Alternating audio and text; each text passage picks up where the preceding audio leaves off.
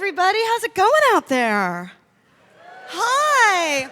So my name is Suzanne, a.k.a. Kitten on the keys, and I'm here to warm you up. So, I know. I love this. So, my first song is from 1929, and it's called "Tain't No Sin to Take Off Your Skin and Dance Around in Your Bones." That's getting awful naked, folks.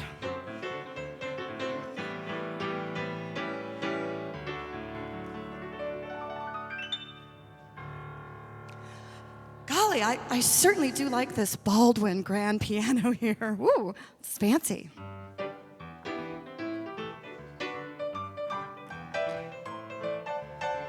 Dancing made this and that and help you take off lots of fat. I'm no friend of dancing when it's hot. So if you're a dancing fool who loves to dance but you can't keep cool, bear in mind this idea that I've got.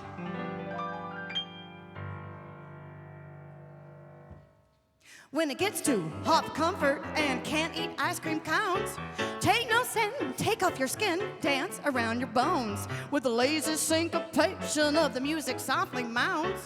Take no sin, take off your skin, dance around your bones. Polar bears are not green up in Greenland, but they got the right idea. They think it's great to refrigerate while we roll cremate down here.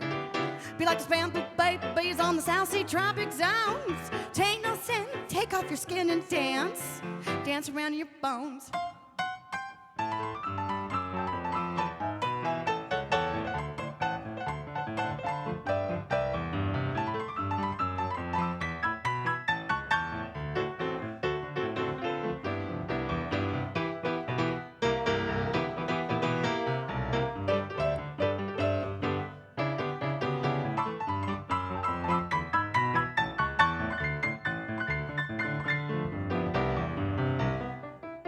When you're calling up your sweetie on the hot house telephone, take no sin, take off your skin, dance around your bones. When you're on a crowded dance floor neath the red hot saxophones, take no sin, take off your skin and dance around in your bones. Take a look at the girls while they're dancing. Notice the way that they're dressed. They wear silken clothes without any hose, and nobody knows the rest. That is shocking. If a gal wears x-ray dresses and shows everything that she owns, tain't no sin to take off your skin and you can dance. Dance around in your bones. Thank you.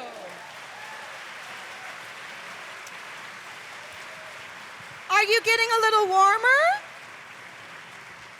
I certainly hope so. Now, this next song is so popular in the rest homes I play in. It's so good, but I need your help. Are you ready to get your inner songbird to come out, people? Okay, this next song is from the late teens, and it's called "Let's All Sing Like the Birdies Sing." So I'll be it's a little waltzy thing, and I'll be singing and kind of cueing you, and you can chirp and tweet and whistle and just have a good old time. So we all like to pucker up and blow, right? Awesome. Okay, here we go.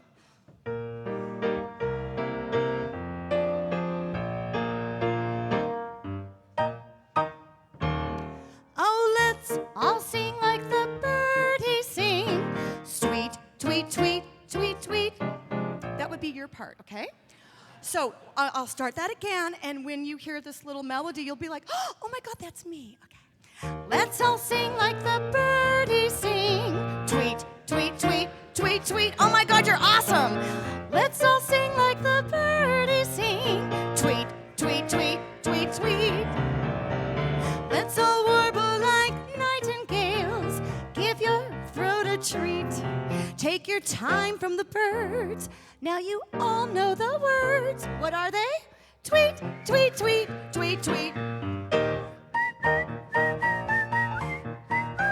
Tweet, tweet, tweet, tweet, tweet. Oh, you're good.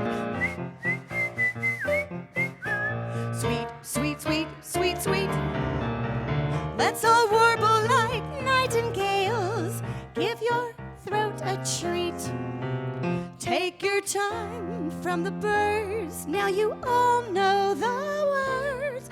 Let's make them hear it all the way in Gavin Newsom's office, across the street in that little green and red building. How does it go? Tweet, tweet, tweet, tweet, tweet. Yay! You are awesome songbirds. Okay, I guess I'm going through perimenopause up here. Either that or I totally have warmed you up. So I have one more song. It's gonna be great. It's a standard must-do. It's San Francisco. Now, I ain't no Jeanette MacDonald. She can really sing super duper loud. And you know, I love this long-term thinking thing. I've been doing some long-term thinking, and I've been storing some nuts. Okay, it's been a long time since I wore this dress. I'm like, uh-oh.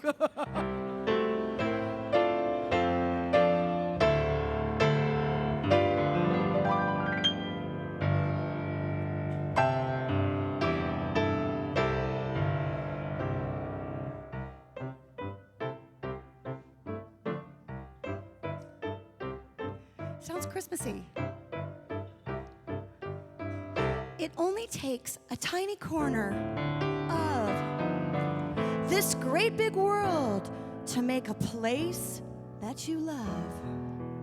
My home upon the hill, I find I love you still. I've been away, but now I'm back to tell you. Everybody, San Francisco, open your golden gate. I'll let no stranger wait outside your door. San Francisco, here is your wandering one. I'll never wander no more. Other places only make me love you best. Tell me you're the heart of all the Golden West. Oh, San Francisco, welcome me home again. I'll go home, I'll go roaming no more.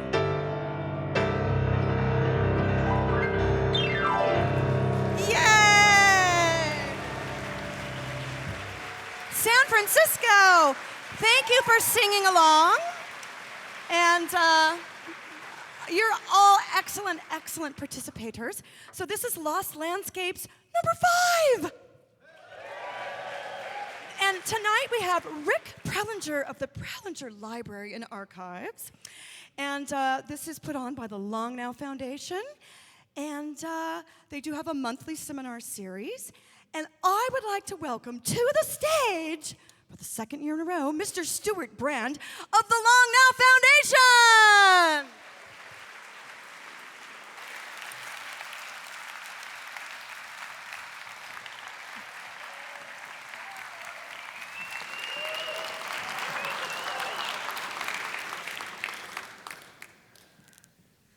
This is a rowdy sounding audience, but I learned something else tonight. Before the show, I was out wandering in the lobby, and what I see is this long, thin, beautifully organized line going all the way around the lobby and down the hall over here.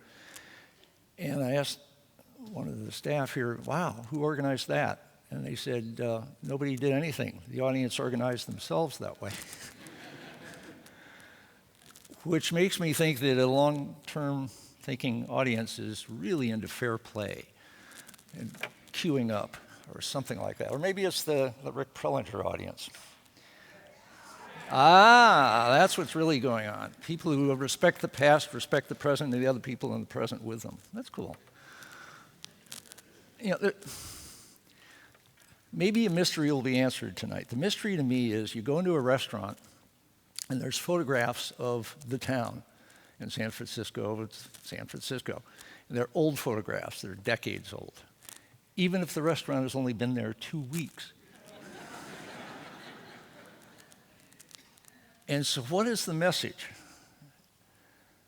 It seems like the restaurant is trying to say, we're a part of this great dynamic city, And one of the wonderful things about cities is they change all the time, and we're here to blend in with that and respect that. And we hope that our restaurant lasts longer than 2 weeks, and that it will be here to be part of photographs 40 years from now. That happens to approximately none of them. So that sort of fastening the past on the wall is some kind of reaching or grasping or clutching for the future. And I guess that's part of what brings us back year after year to see these old images of Rick Prelingers, and here they come.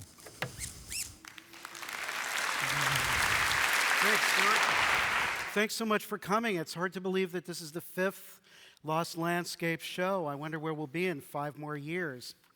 Nominations are welcome. I'm going to begin with a few shout-outs. I'd like to introduce our 3 commentators. These are people who have the privilege or the burden of carrying a microphone, and they're sitting up there. There's Woody LeBounty from the Western Neighborhoods Project.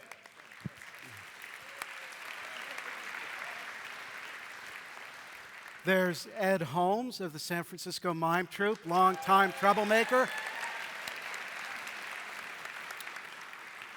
And for the first time in the press box, Megan Allison Wade, native San Franciscan and urban historian.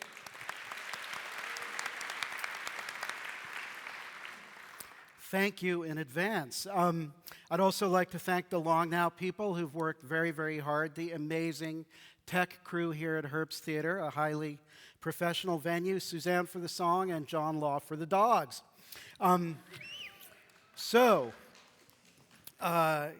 Two little points of business. Number one, this show will be repeated sometime early next year. I don't have a date yet, but at the spanking new Internet Archive gathering room at Funston and Clement. So if you're on my mailing list, you'll hear about it. So for all the people that couldn't come, there's going to be one more chance. Second, on January 12 of next year at Counterpulse, there will be the first West Coast screening of Lost Landscapes of Detroit, which is an interesting show, complicated and kind of, I think it's it's thought-provoking and smart footage. I don't know about the comment. Anyway, but it's, I hope you can come see that. That's Counterpulse at 9th and Mission on January 12th. So this is a seminar on long-term thinking, and I'm going to begin with a few long-term thoughts to maybe keep in mind throughout this experience, and shortly we'll begin. As I assembled this year's show, one thing I was reminded was that it doesn't only show what has changed in San Francisco, but what remains the same. We are still a port of entry for people and for goods, even if most of them now arrive by air and land instead of by sea. We're still a place where people come to make art and culture, especially unusual art. And as it was with Playland and the Barbary Coast, we love the places where we go to party and to play, but we tend to shut them down when they spin too far out of control. And we're also lucky to live in a place where nature and culture rub right up against one another, which is a pleasure, but it gets complicated when the coyotes run loose in the parks. So for these and other reasons, I often wonder whether the title Lost Landscapes does justice to our city. It's easier to list what's disappeared. It's easier to say how much fun we used to have, easier to long for a glowing, irretrievable past, easier to do all these and more than it is to think hard thoughts about growth and change. So I want to say that the city has a history like none other, and that's why there's over 900 of us in this room tonight. But I also want to say let's bounce the future off of the past. Let's use historical images to help shape the future of San Francisco. What do we see in these clips that we might want to have back or bring back? And equally important, what's actually improved? So I'm saying I don't want to get caught up in a discourse of loss. I'd be happier to talk about making the future. And I'd like to talk about history for just a moment. It's been very difficult. As an archivist, I believe it's been very difficult to get many historical records out of their analog purgatory. And it's still hard to make new things out of many digital archives. But inevitably, we're moving toward greater access to historical materials. For people like me, archivists and historians who might or might not have a degree, this could be an age of great promise. But I would ask this, is it going to be Paris in the 1920s or Moscow in the 1920s? Are ideas, projects, theories going to reverberate over decades to come, or are we in a temporary bloom before we lose our imagination, our archives, our funding, or our freedom of expression? This is up to us. As we expand access to historical materials and we develop new tools to touch them and transform them, will people care? One of the things I'm noticing, at least in my field, is that actual historical images are starting to take second place to reconstructions and simulations. You know, simulations can be more immersive. They can show events from angles where there were no cameras. They can bring in sound where none was taken. And they can fit into newly shot material much more cleanly. And I know, producers are always thinking, why use old clips when you can build fancier new ones on the desktop, right? So in this scheme, historical material, all of our archives, they become just templates for reconstruction, and the original images can fade into obscurity. Now, simulations can be cool, but I worry about replacing original records with reconstructions, because we only have one chance, a single chance, to document an event, and we have infinite opportunities to reconstruct it the way it never was. And given time, fictional narratives have a funny way of pushing actual narratives into the background. Not only do we believe what we want to believe or what's convenient for us to believe, but I think the more vivid stories get, the greater their power is to drive the actual stories out of public memory. This has been and could be dangerous. I hope that easy access to the historical record, and it's getting a lot easier. History is going to be part of our infrastructure. It'll be all around us. It already is with some of the new augmented reality apps. I hope that easy access to the historical record doesn't foster indifference towards history. I hope that an overabundance of facts doesn't distance us further from knowledge. I hope that the simultaneity of past and present that we can now experience if we want to doesn't cause us to substitute ambience for consequence, to separate causes from effects. But as we're going to see tonight, there's something very special about actual historical images that no simulation can match. So finally, this is a critical moment for archives. There are many archives in this country, and many of them do uncommonly great work. But a lot of them don't have the resources to collect and preserve everything that they should. Individuals and community groups frequently step in where archives can't or won't save historical materials. And maybe even worse, most archives lack the resources or the mindset to actively push collections back out to the public. Archives sometimes seem like places where the historical record goes to die. I think they should instead be places of origin where new works are born and old works are rebirthed.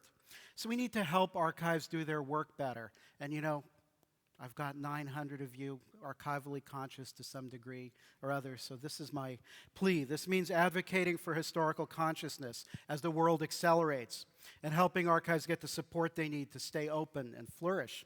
And as citizens, we need to accept some of the responsibility for collecting and preserving history and not simply expect others to save it all just because we think they're out there. Be your own archivist. Everyone should be their own archivist. And it's because of citizen archivists and collectors that tonight's show contains about 75 to 80% new material. In previous years, it's been like 40 or 50% new. Some of you in the audience and others who aren't here tonight have generously given us film or shared your family films with us. I thank you all. And if you don't see it this year, you'll probably see it next year. I also want to especially thank the California Historical Society for giving me access to their moving image collection, which really hasn't been seen before. So you're going to see the results. And finally, remember, this is an interactive show. You are the soundtrack. The majority of the material is silent, and you, goaded by the commentators up in the balcony, you are responsible for asking questions, for shouting out IDs, for discussions, for rants. This is not church. You are the soundtrack. So let's begin, and thanks so much.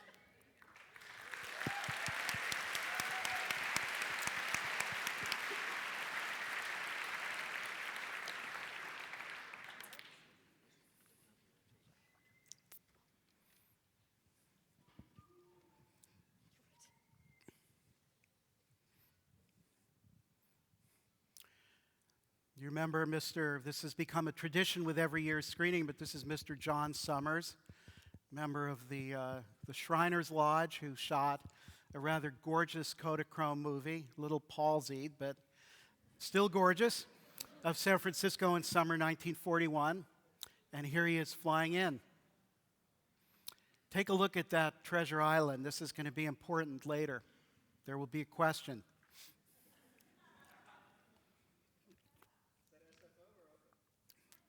We're coming into SFO.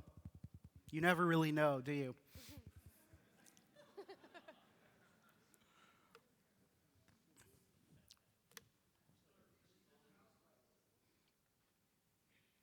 Yeah, are the house lights bothering you? Let's bring them down a little bit. Would that be possible? How's that?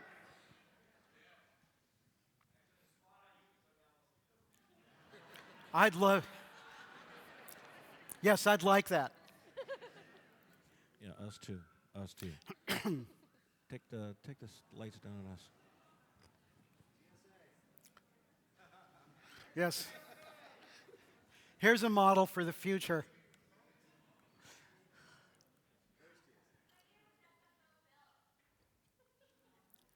What year was SFO built? Mills Field, I believe around 30, 31. Earlier.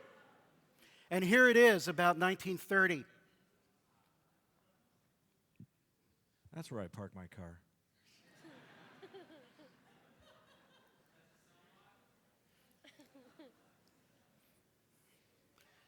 And this is the old Bayshore Highway. Congestion pricing needed.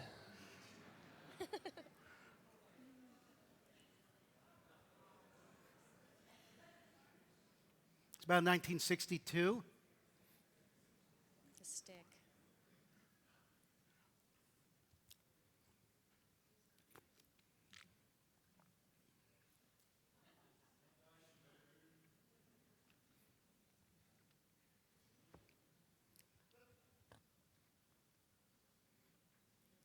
Amazing how similar it looks. San Francisco, a city that promises you something and keeps her promise. A city that dares you to discover her for yourself in your own way, on your own terms. For no matter who you are, or where you come from, or what you like to do, something exciting and wonderful and different happens to you in San Francisco.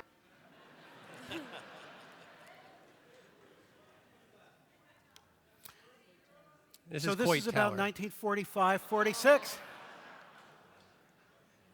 Tourist. I think we're still having problems with raccoons today. These are films from the California Historical Society that I don't think have been seen much, if at all, since 45, 46. That's a bird The farm. fairies. 1945 or 46. This is a Russian ship in port. Wow.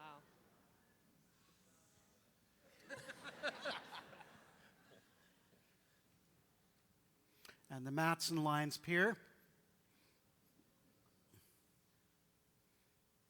And I believe a French ship. Oh, no, this is the Lilani, a Matson ship.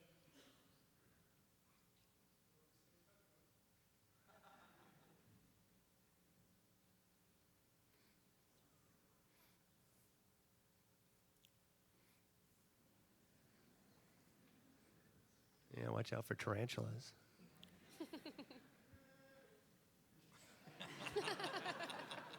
And longshoremen, the leaders of the radical labor movement in San Francisco. Indeed. Now, this is the short-lived air ferry between the East Bay and San Francisco. Short-lived. This was, no, it really is. This operated until 1933, and when a fatality put them out of business.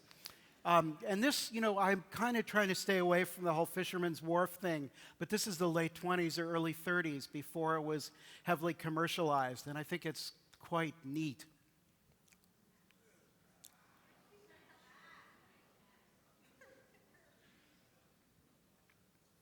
see mention of those crabs in old literature about the city a lot.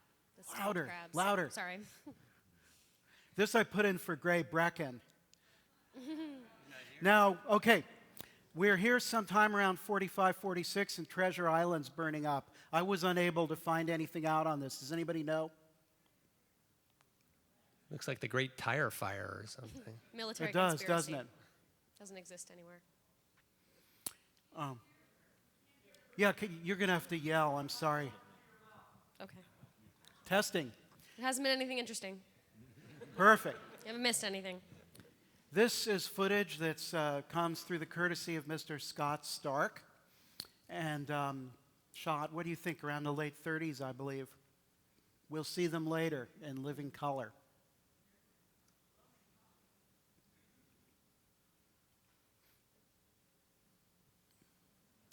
Yerba Buena Island?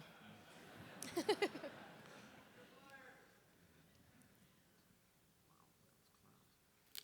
that color. Powerful what? Here's some tourists about 1959.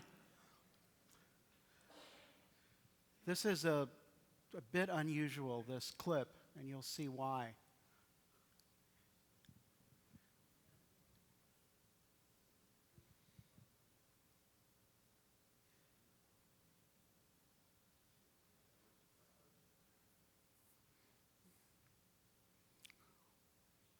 You could see inmates in the yard. Wow.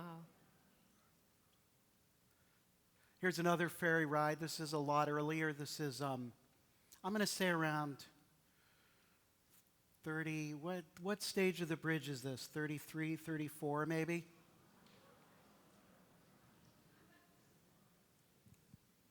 Still not done.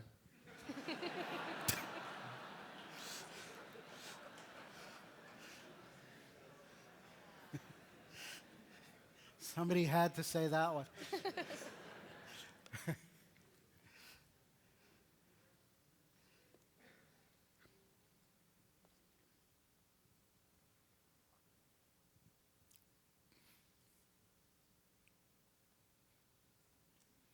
Scenes from Rincon Hill. I'm beginning to realize a lot of people climb the hill to pose in front of the new bridge.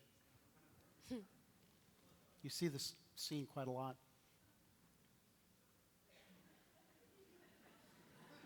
That's a big bridge.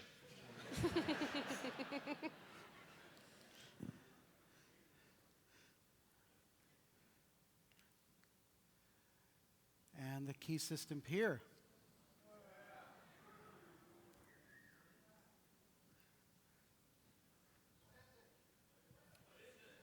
Oh, the key system was the interurban railway that ran into the Transbay Terminal, as we see in 1941. But they also operated ferries, and let's shed a tear. Transbay Terminal. Oh, R.I.P. Imagine we once had interurban transit. not Why shed a did they tear. tear down that beautiful freeway? You can get right to Chinatown. It was. This is 2nd Street towards Bryan. Is that what David's telling me behind? Yeah. Rail traffic.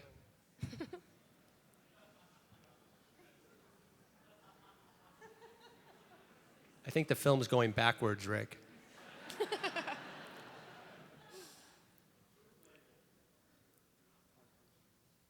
That's on 2nd Street, right? Yeah. And this is the Barbary Coast around 1914. Some of you may have seen this clip. I've used it before, but I couldn't avoid using it again. It's not clear whether this comes from a dramatic film or an actuality film. There is a tiny bit of narrative, but you know, it only takes 2 frames for there to be a narrative. So I don't, you'll see in a moment. But It's probably Pacific, Pacific? Yeah. Or Jackson. Jackson, yeah, one or the other. so sailors on the town.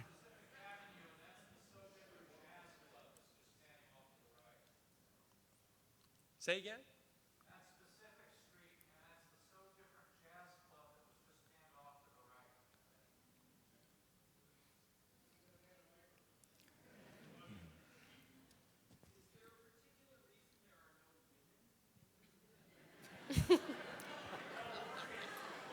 right. Inside, exactly. Don't ask, don't tell.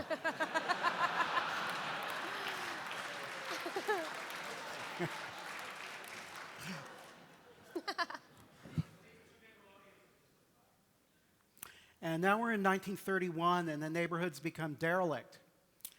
This film was shot by Rick Laubscher's family. Rick runs the Market Street Railway and our fabulous historic streetcars, and his family had an eye for the urban landscape pretty early.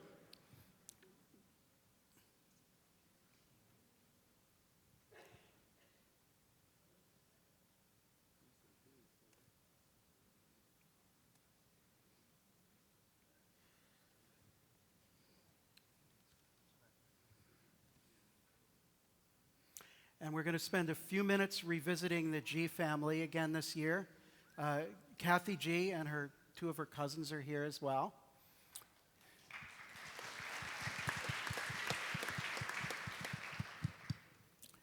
And I think this is such Commodore Stockton School, thank you.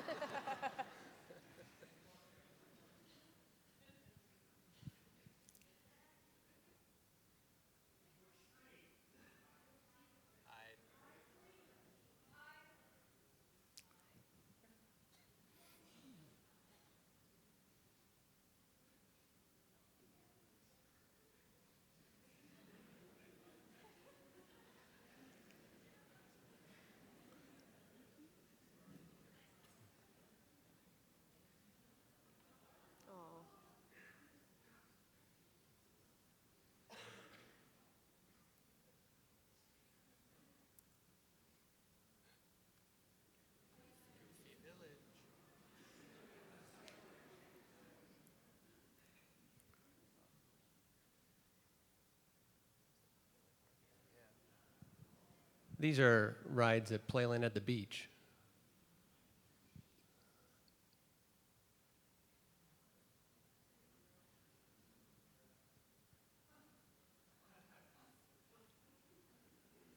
Playland was where the Safeway is at the beach and some condominiums in front of it.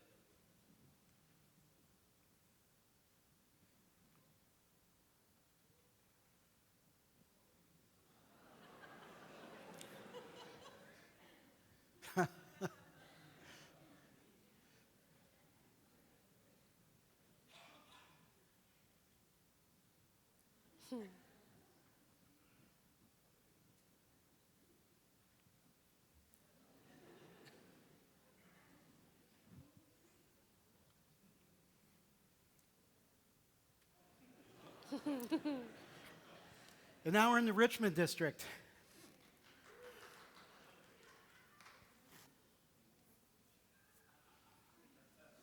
Who's this?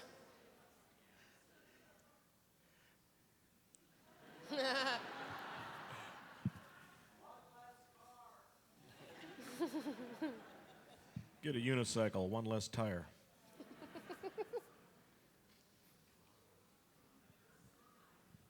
Is this a Washington High School prom?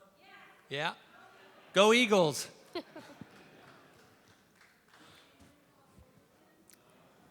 That's the call bulletin.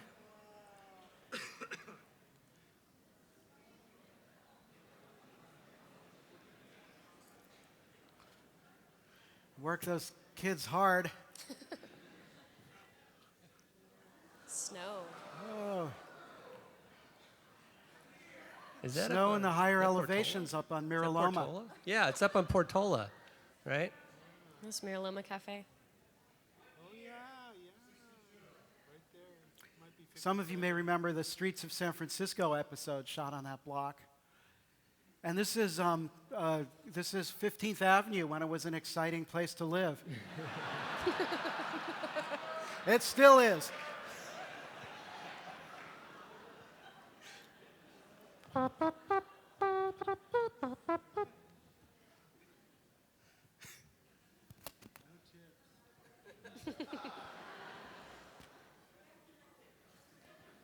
Those kids aren't giving any money.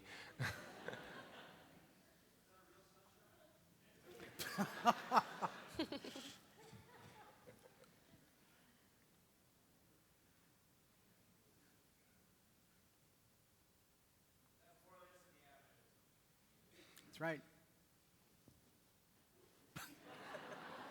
A coven.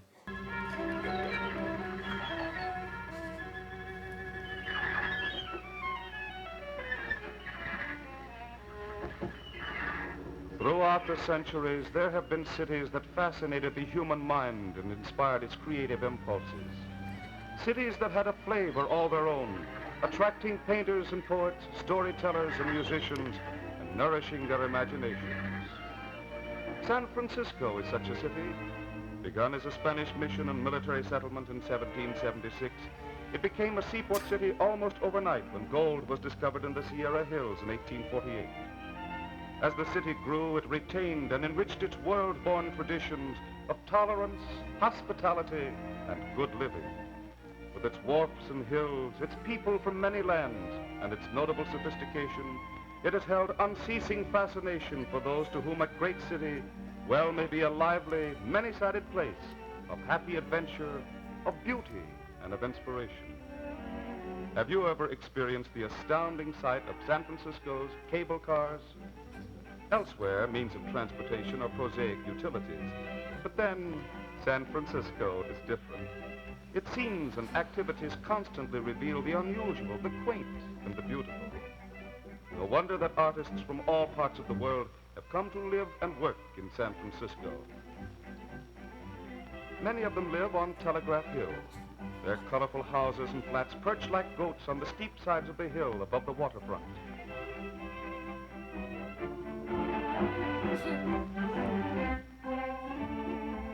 This smiling Chinese worked as a houseboy and a cook only a few years ago. Now he is considered one of the finest watercolorists in America. This is Don King. Together with another painter, a young American of Greek descent, he walked down the hill to find a place suitable for sketching.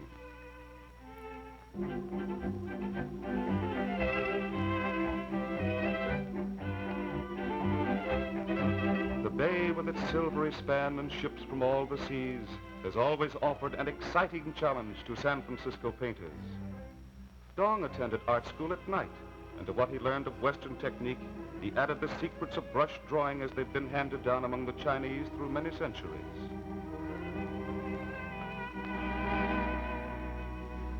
San Francisco is a city of spectacular surprises.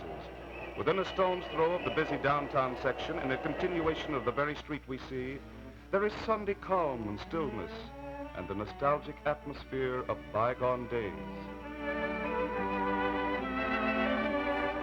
In the attics and upper stories of high-ceilinged, old-fashioned buildings, housing wine warehouses and small broom factories, studios have mushroomed, breaking with skylights into the monotony of black-tarred roofs.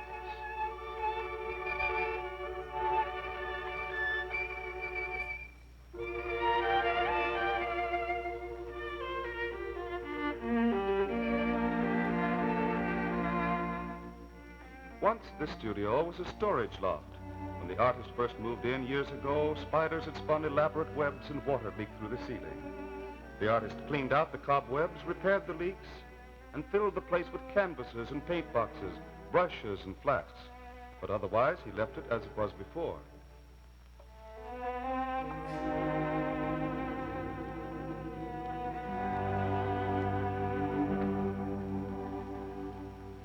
Of all places housing artists in the city, the Montgomery Block has the oldest tradition.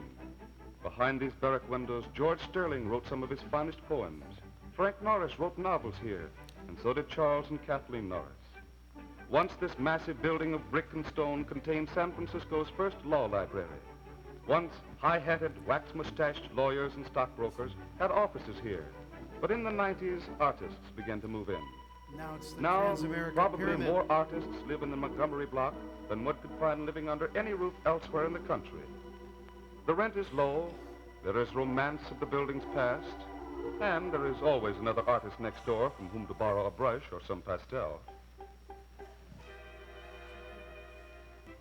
Twice a week, the sculptor comes to the art school to teach a younger generation the meaning and the technique of his art.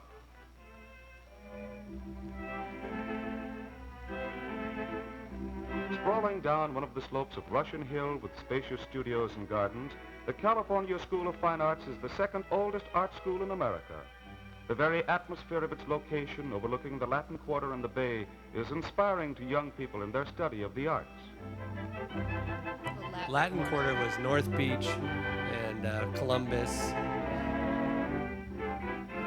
Montgomery block was torn down for a parking lot.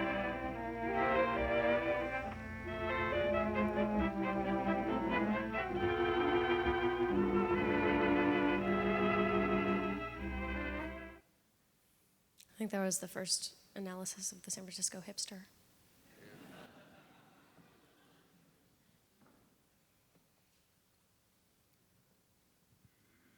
Taylor Street?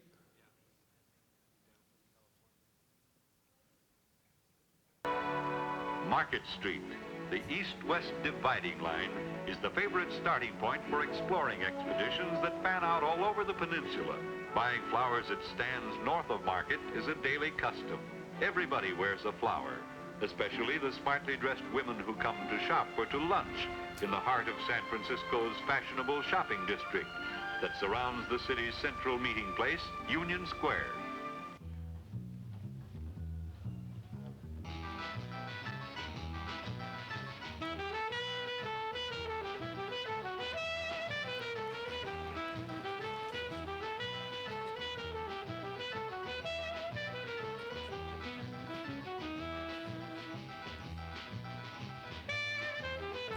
This is an early 60s promo for American Airlines.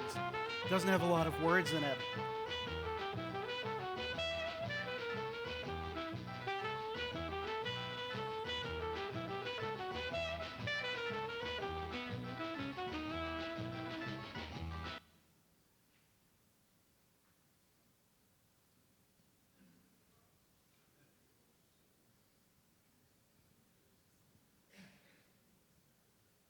Used to be 4 tracks across Market Street.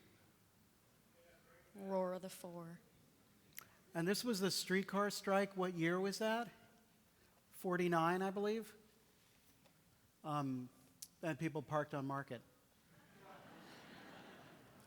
Like they're in church.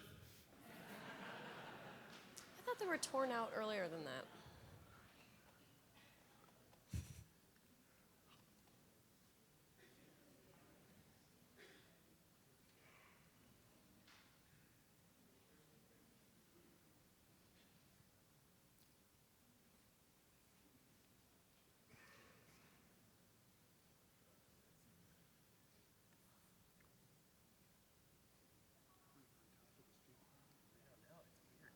Now, I figured you've all seen the beautiful 1906 film, so we're not going to focus on that tonight, but it's easily available online.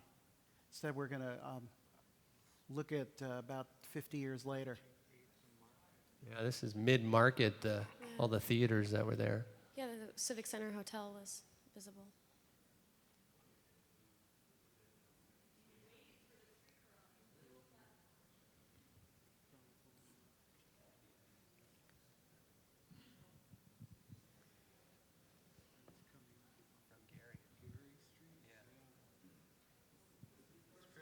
That's a Gary car coming in there. They should bring streetcars back to Gary Street. Agreed. Yep. The 38 is the busiest transit line west of the Mississippi. Don't worry, soon they're going to have BART there. That's what they told us in the 50s. Yeah.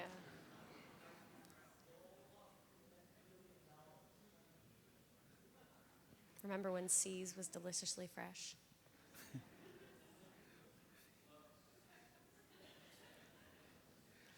So this is early 30s, and somebody's dancing the hula in the middle of Market Street. You tell me. Take it to 15th Avenue.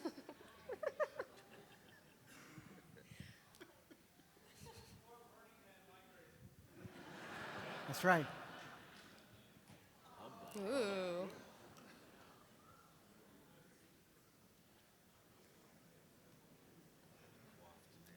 We'll revisit this crowd a little bit later. That hair is an achievement.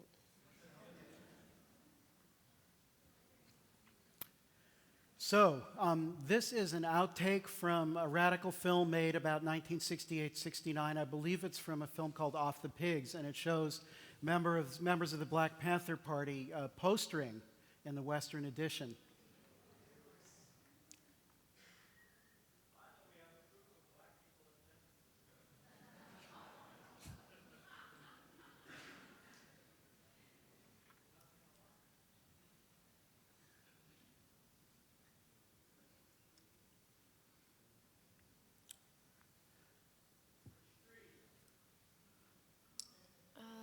Fulton, right?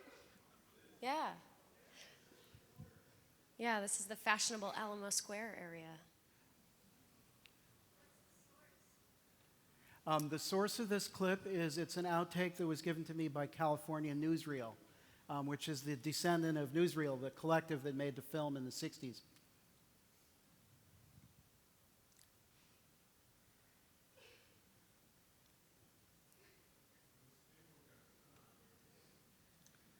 Paste is more permanent. There's Kirby's. This is Divisadero and Fulton.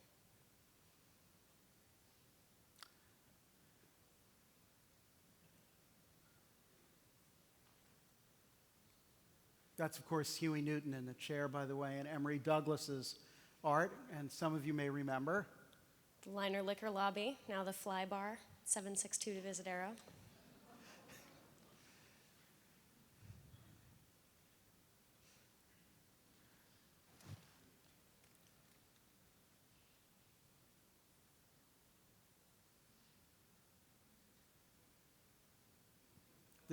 This is also Fillmore Street.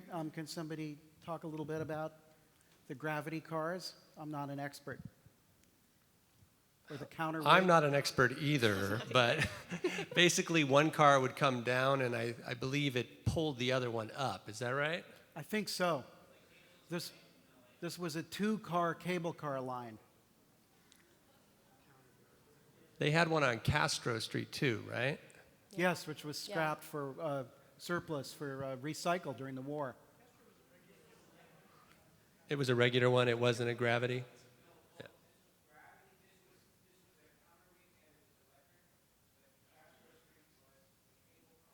Okay, Castro was not a gravity. My you. bad.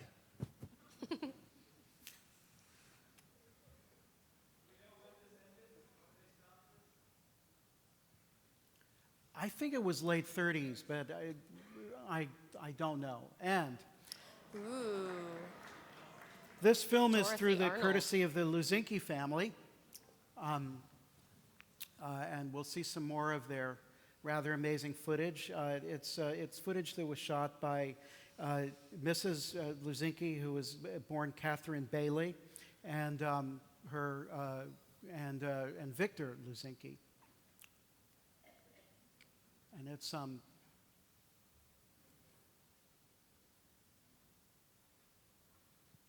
They were just hanging around Joe DiMaggio's wedding? Is that what's going on? 20,000 people came to the wedding. I mean, not that we're not invited.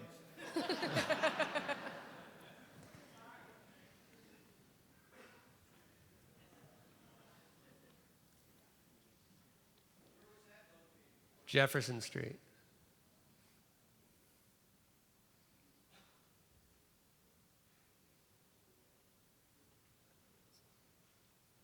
The newsreel cameramen move in to cover it.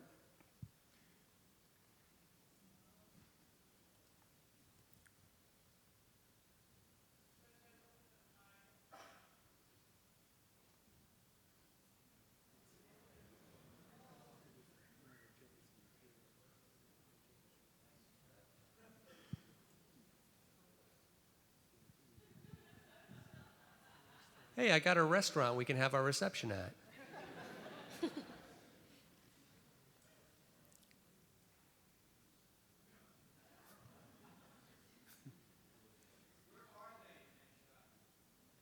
I think they're in front of his restaurant. So every year at May Day, the pupils of San Francisco dancing schools turned out, sometimes in Golden Gate Park, and today I think this is Kezar. And this is a very big deal.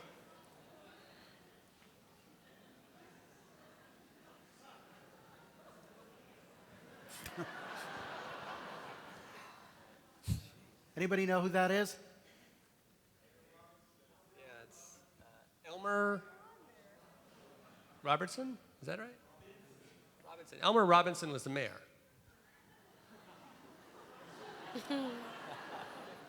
The early 50s. This, I think, is just after the war.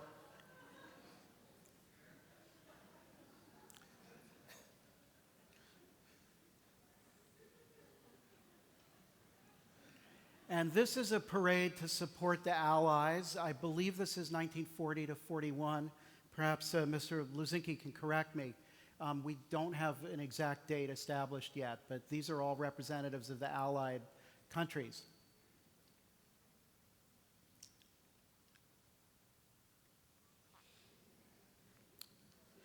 Lowe's Forbidden City.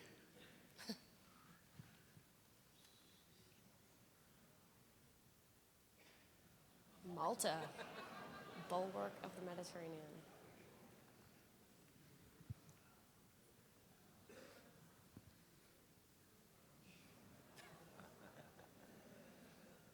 And these are the Free French. This is the Cross of Lorraine.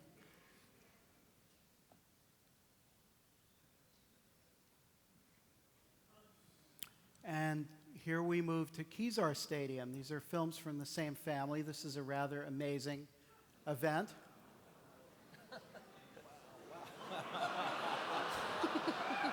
Go Niners.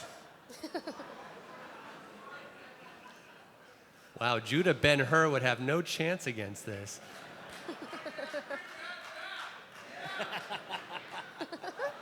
Oh no, watch out!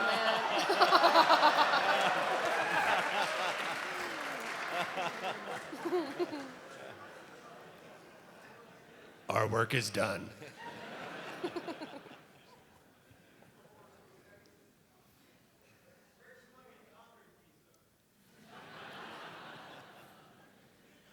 We're going to get the children's carousel tomorrow. And this is, again, just after World War II. The cable cars have been decorated for Christmas.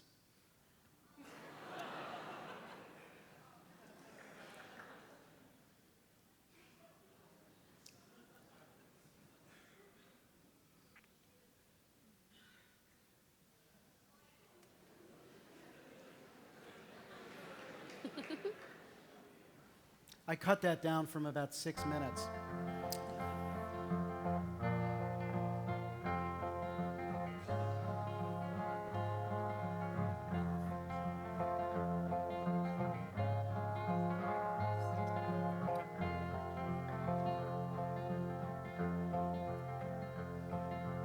Over the hills and all along the way, we're building a dream for tomorrow. We're building a dream for tomorrow. $5 to Where Bay trains Point. that cross the hills and land go through the town by night and day, and sunshine touches every hand in parks where children play. Over the hills and all along the way, we're building a dream for tomorrow.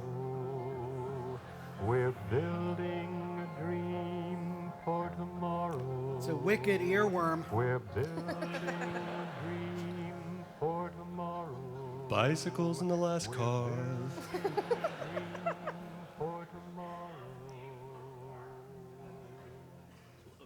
In 3 counties, BART is building a high-speed rail rapid transit system. Planned for your convenience, designed for your comfort and deliberately aimed at giving you a safer, faster, more economical ride than your automobile. Fully aware, as Lewis Mumford says, that a city exists not for the constant passage of motor cars, but for the care and culture of men. Cities will maintain their character, too, unscarred by heavy concrete swaths of freeway. Freeways that carry the extravagance of one car, one passenger, mostly at a standstill. Instead, BART trains carrying thousands of comfortably seated passengers will glide quietly through the Bay Tube, under the ferry building, and into the Market Street subway. And on to So Geary. when you climb across Market Street or ride a bus that's been detoured, remember that your surface difficulties are temporary. Still not done. While below ground here, and in the other two urban core cities, Oakland and Berkeley, 975 sandhogs are tunneling 21 miles of subway. And when it's completed, you and the Bay Area will not only feel better, you'll both look better. In the Powell Street station, you'll look Market something Street like will this. never look better, though. Along the way, you may stop at a magazine stand, buy commute tickets from the automatic vending machine, enjoy the clean, spacious, architect-designed station.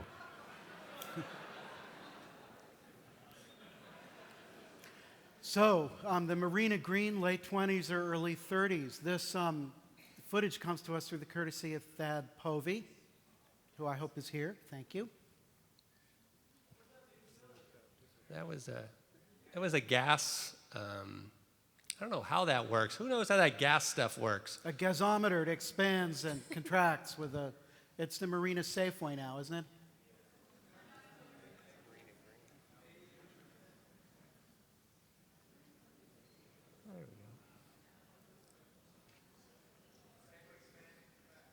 And this is, I think, 48, 49. The Freedom Train traveled around the country with the documents of freedom and parked on the Marina Green.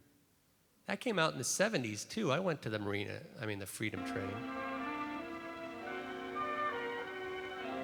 The fog here has a beauty all its own. Woo-hoo! It drifts and billows in from the sea, thick and silent. Here the fog is seldom sinister or depressing, as you may know it elsewhere. Here the natives boast they have a special kind of fog that befits a special kind of city. A city with a fabled landmark that is known the world over. The Golden Gate. The Golden Gate of San Francisco. And this is some more early post-war material.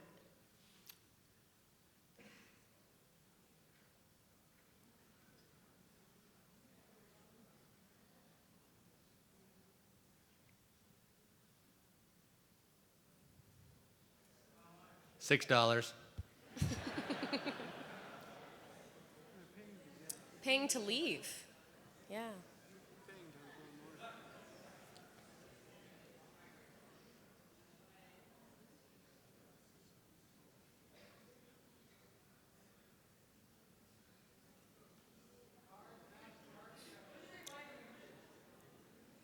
They don't even have the little yellow things dividing them.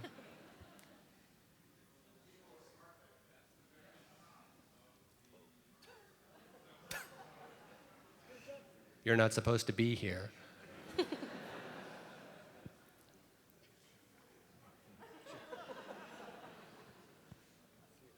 Oh. Steinhardt Aquarium. The old D. Young Museum. Oh, don't you like the rusty aircraft carrier they got now? Yeah.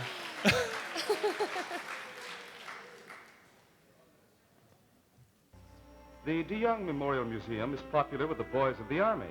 They all stop at the gun room, which traces the development of weapons through the centuries up to the modern tank.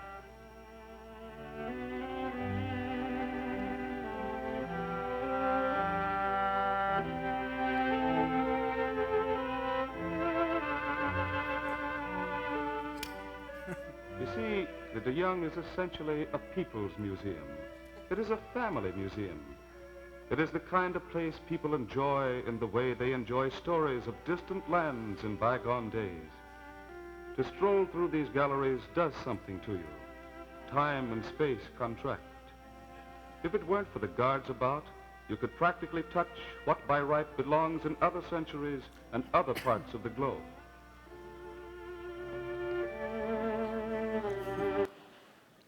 Mr. DeYoung intended it to always be free. And He's dead. Strawberry Island, and I believe it's the very early 30s. These rocks are still there.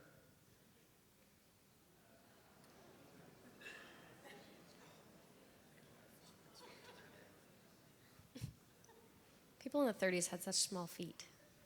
But the fountain is this has been cemented over. And there's a new bridge. Thank God.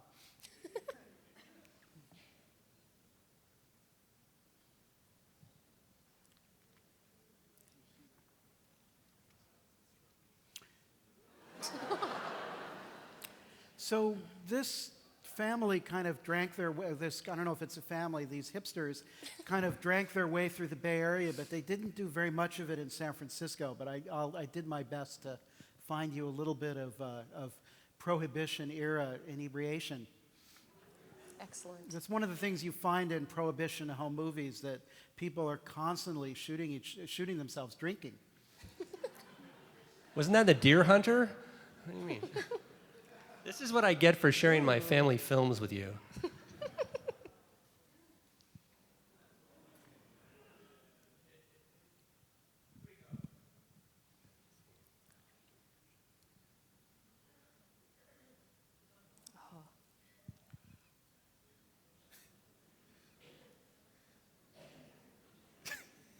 Just need a snack.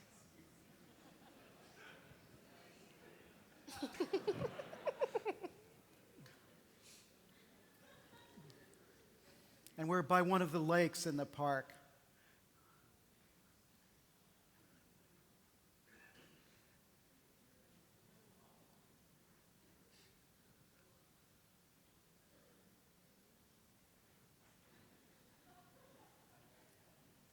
Now, in those days, you needed a prescription to buy liquor legally, remember?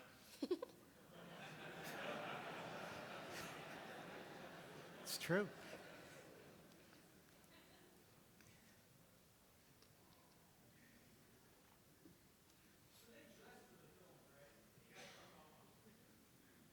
It depends.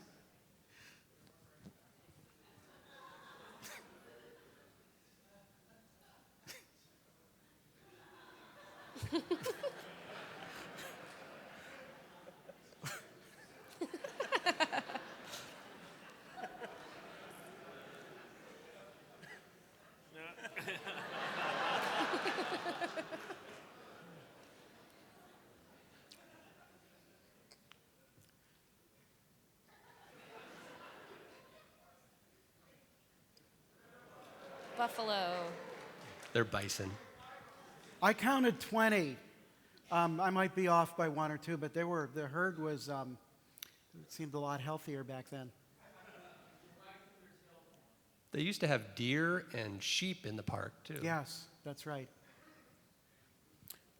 This is from the collection of Mr. Scott Stark, Lux College, 17th and Potrero. What's that building now? Oh, yeah, what is that building now? The Lux School merged with Lick and Wilmerding, I think. So now it's all Lick Wilmerding. Yeah, Lux was the girls' school.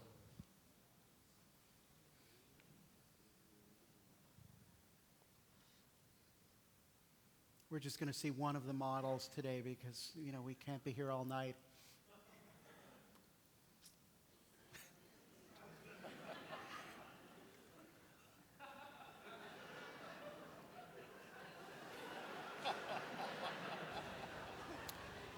So this is a sequence from a film that was made by Newsreel. I don't like San Francisco. I'm sorry, but I live in this country, but I don't like it. I love so much my country. I love so much my family. And my people in my country, the Mexico, Nicaragua, San Salvador, I like it. We poor people have to work too much. We have to work too much, and too hard. That's all we live. All the landlords get our money and the roaches get our food. We pay so much for so little. We actually live in rat traps because we pay too much money for what we're getting. And they raise any time they want. Why don't they get after the landlords? And so we all the time we're getting jail for it, really. Mechanics, every place we've been, because we don't know the language. And all he does is smile. They have a bigger plan that is defined by the corporate giants to make part of the mission Wall Street West. They're going to build a financial district within the mission. They intend to move out all the brown people as an unskilled labor class. This is part of a mass extermination of a people. In my head, I believe that the Spanish people is como the color people. So discrimination, this country, discrimination, there's discrimination in this country. It's true, okay, discrimination in this country. I said, why did I have to be a Mexican? Because, everybody told me, Mexican is bad, and Mexican is this, and Mexican is lazy, and Mexican is that, so I said, why have to be a Mexican? Sometimes, before I used to feel, I didn't want to go out with my mother, no place. I didn't want to go to the supermarket with her. I didn't want to go out on a picnic with her. And I didn't want to go to this and that place, because she was a Mexican, man. I just wish she doesn't hear this. Because I'm ashamed of myself because I thought like that. They blind you, That you got parents here, You got parents that you work with. They blind you, Instead of helping them, you turn against them. The parents are at work and they're at home taking care of the other children. They're not really aware of the problems that their older sons are going through. We ain't got no place to go, first of all. Second of all, we ain't have no money to go to the places where they want us to go. For example, the bowling alleys and the car races and the horses and all this, all these, like where you can spend money at. So where do we go? We go to the puja, and we watch the people play, and we play ourselves with whatever 80 cents we scrap out to play for an hour, or we hustle, we play 5 games, or whoever wins 5 games, the loser pays the time and all this. So after a while, we spend all our money, we go outside the pool hall and the doorstep, and we stand out there and bullshit, we talk and all this.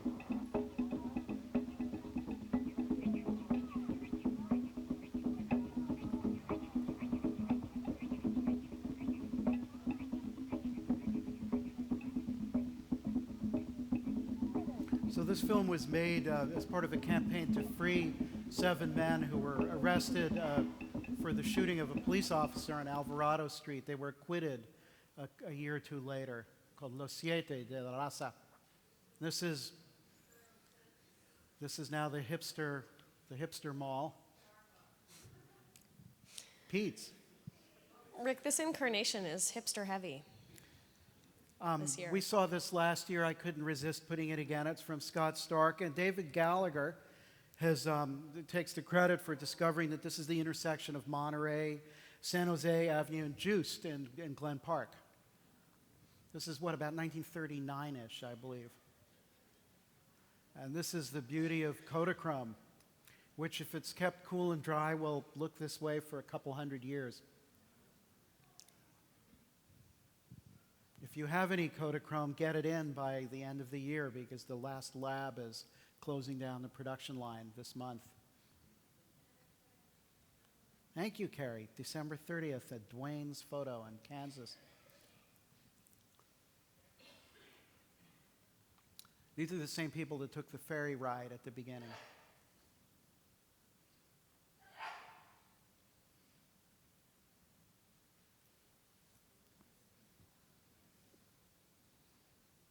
When home movies show people doing their jobs, that's always kind of a doubly fascinating, and this is a family business as well, so there's just lots going on here.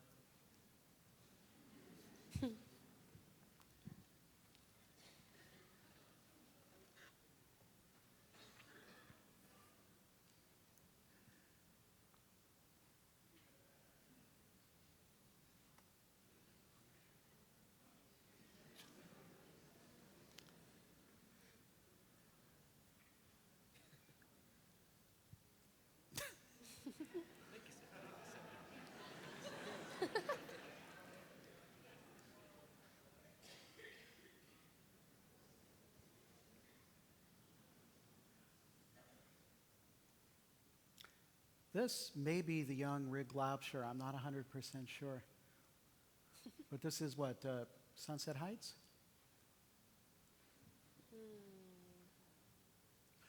Okay. So it's somewhere between 1918 and 1920, and this is the Sunset District Glider Club, and we're going to see it a couple times. And I think some people in the balcony have some idea where this may be shot. Well, you know, we'd heard a lot about the gliders, and I was just hoping that in my lifetime I would see a picture of them. I never thought I'd see them in film. You think you knew where that was, Megan? You were telling me what that...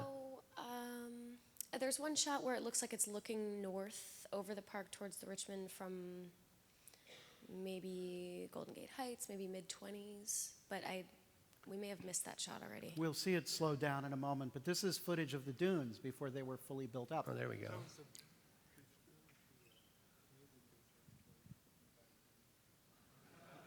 Oh. That was the infant shelter. So we're thinking maybe that building, that large building we saw in the background, is the old Conservatory of Music building, which was on Ortega and 19th Avenue. It originally was an orphanage called the Infant Shelter, and it was built around 1918, I think. So it would be quite new. Yeah, and it was off in the distance, looking more east when they panned back.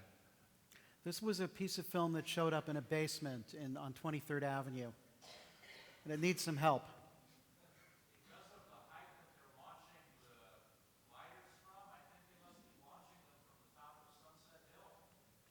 Uh-huh. And this comes to us from the Western Neighborhoods Project. It's a film made by Mr. Post, who shot a lot of the very early San Francisco films you see. People used to think he shot Market Street in 1906, but he did not. And it's introducing Westwood Park.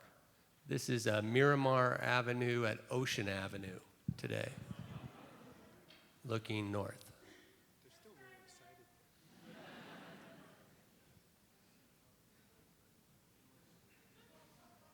Away he goes.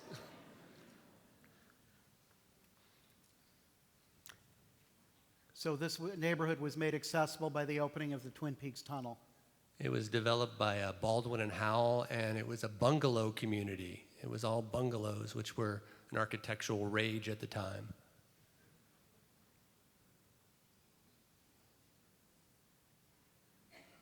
So if you don't know where Westwood Park is, it's just west of where City College is, north of Ocean Avenue, in the land of fog and stucco.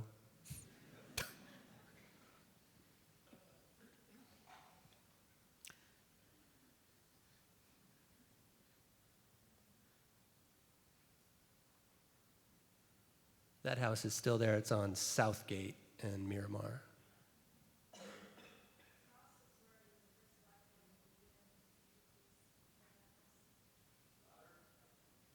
A cross was burned when the first black family moved in that neighborhood in the 60s. Oh, that was Ingleside Terraces, which is close to here. Mm-hmm.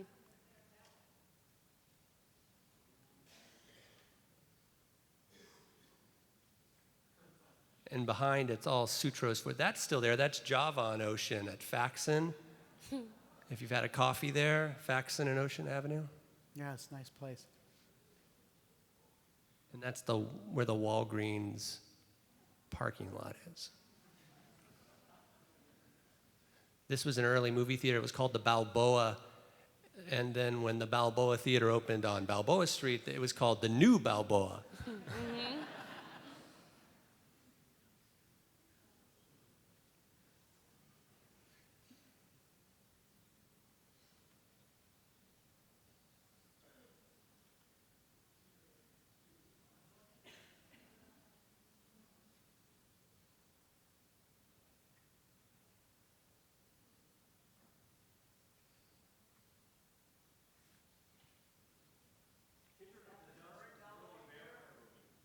Oh, really? What's that?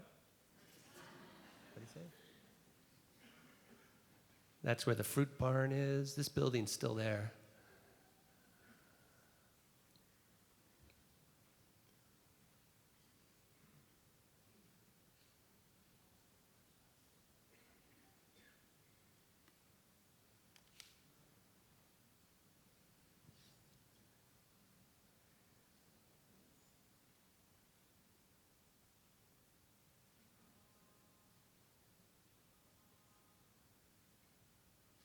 And that's Sutro Forest. It went all the way over the hill down Mount Davidson, and they cut all those trees to build Westwood Highlands and Monterey Heights.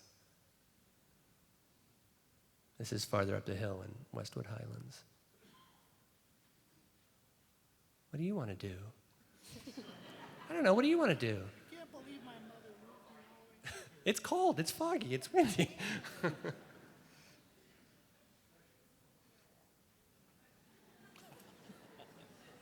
Don't go uphill. Left, right, left.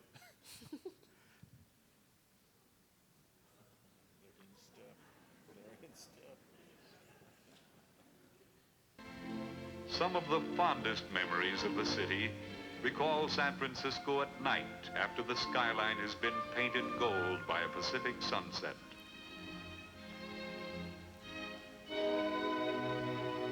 Then, under the night sky, it puts on a bright new costume like a dancer before the footlights. Chinatown bursts into brilliant color, and her pagodas rise from a lake of light filled with bustle and laughter.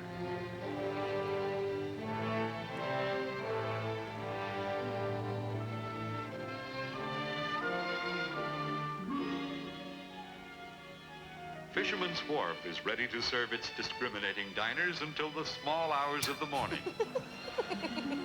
And San Franciscans, to whom good food is a part of good living, congregate in the city's famous restaurants.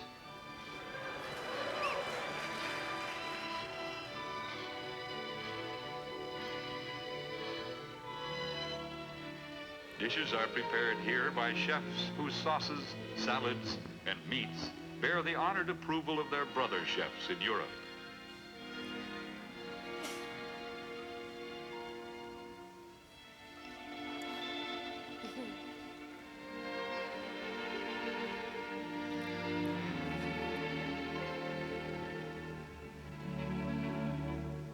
San Francisco, youngest of the renowned cities, of world reputation, stamped with a mixed culture from both east and west, and bearing on her 7 hills the ultimate of charm and beauty.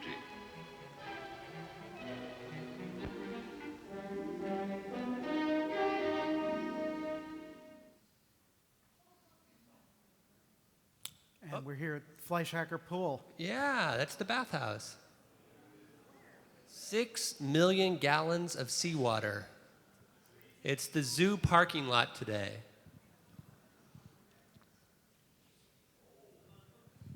Cold, yes.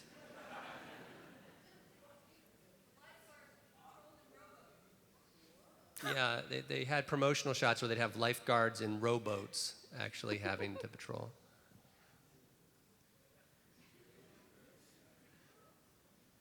This is cool.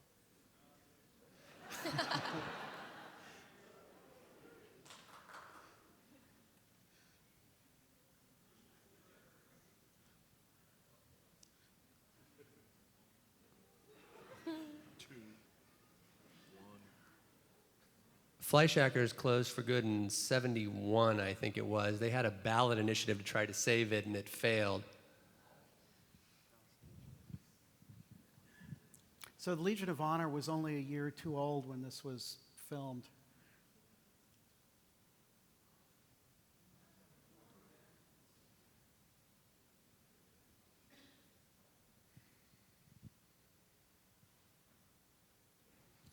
The Legion of Honor was built on an old cemetery, and when they did renovations in '94, they found a whole bunch of bodies. Highly recommend Trina Lopez's film on the cemeteries. What's it called? The Second Final Rest. And this is Sutro Heights Park, probably a year or two before the mansion was torn down, but unfortunately, the mansion is absent in this film.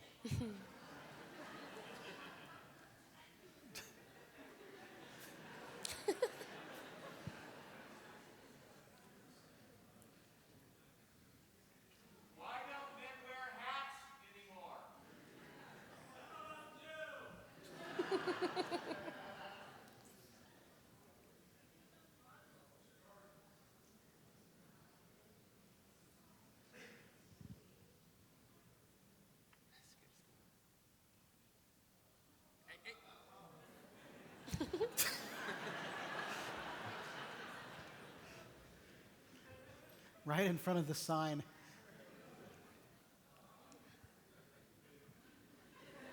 That's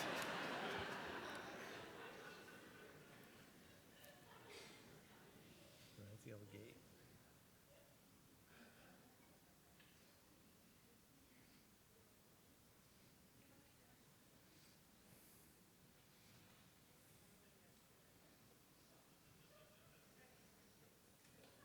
That was some pretty exciting footage. Great highway, briefly, a little bit, and then we're right after the war again here. Lots of cars. That pier was a water pipe that sucked up the ocean water and pumped it all the way down to Bush and Larkin Street for the Olympic Saltwater Company. They used it to bathe in down there. This is the Sky Tram. And the Whitney brothers, who owned the Cliff House and Playland, they decided they were going to add this amusement, and it went from the Cliff House over across where Sutro Baths is, that little cove, to the rocky outcrop across. It went about 3 miles an hour, and it was only like 500 yards long.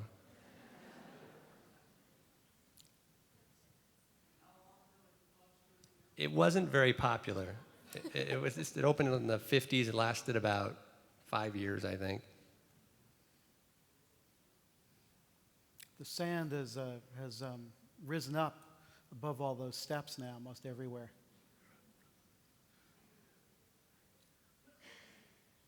This is our annual tribute to Playland. I would love it if any of you have Playland films to help me change the footage a little bit. And I'm especially looking for footage of Sutro Baths. It turns out outside of the Hollywood film that takes place there, there's very little home movie footage of Sutro Baths. The lineup. It's on YouTube, the sequence. It's well worth looking at.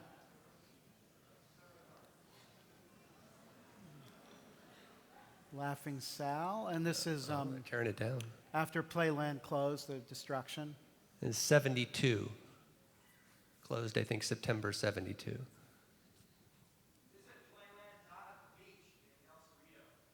Yes. Yeah, that's mentioned in the movie that's been running at the Balboa. There's a good movie, the Playland at the Beach movie.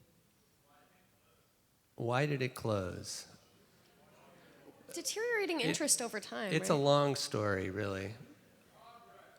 But a developer wanted to build on it, and it had kind of gotten run down. That's the old pump house that took the seawater out down to Bush and Larkin.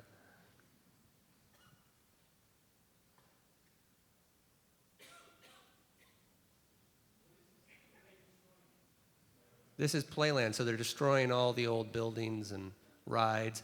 It's funny, we have some footage on our website of the auction they had before they closed it, and you could have got this huge Alpine Racer roller coaster for $100.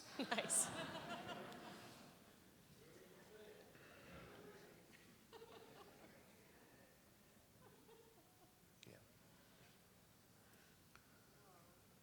All condominiums now. And a Safeway. A little bit of the front of Sutro's. Ooh. This is sometime in the 30s.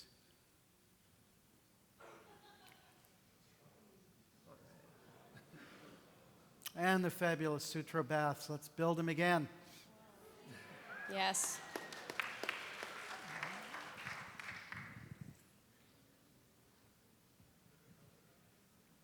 I believe that we're actually in an airship.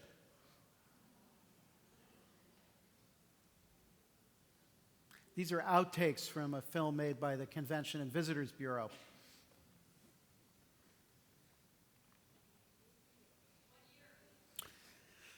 Oh, you know, it's between 56 and 62. It's very, very fluid when this was shot. I can't tell you exactly. Why did the baths close? They had gotten run down. They stopped making money too. People didn't want to go bathing inside there anymore. They cut it. They cut the bathing. They put an ice skating rink in. They tried a lot of different things. And then supposedly, it may have been arson, but when they were starting to tear it down, the whole thing burned in a big fire in '66.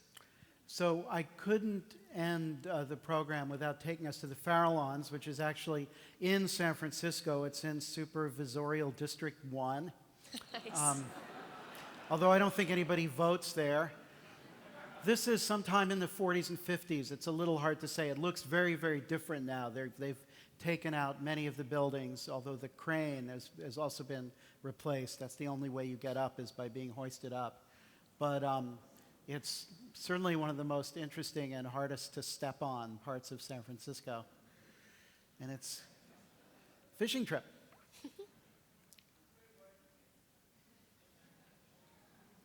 Ooh. Don't eat that.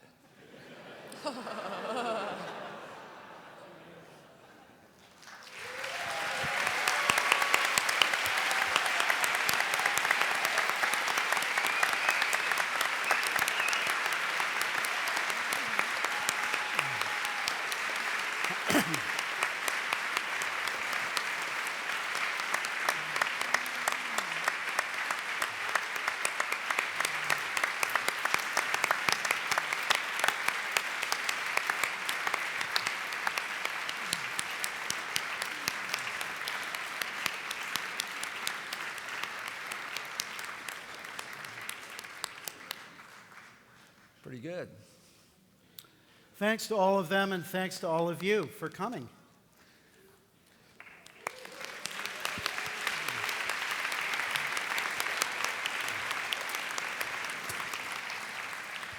Just a couple questions, Rick. One is, you have so much more stuff this year. Is that because you're getting a lot more stuff coming in? Is the traffic increasing, or what? This is the beast I have to feed every year to get more material. It's really, really difficult. And even in the fall, I was a little worried about it. But people have been incredibly generous. And some of these I've acquired myself, but the show has been made by people's contributions. Keep them coming. Yeah. We're going to move on to several things. I want to thank not only Rick and the fabulous work of everybody putting in this material, our panelists, Ed Holmes, Woody LeBounty, Megan Allison Wade, and our chanteuse who's left, Suzanne Ramsey. Thank you for coming.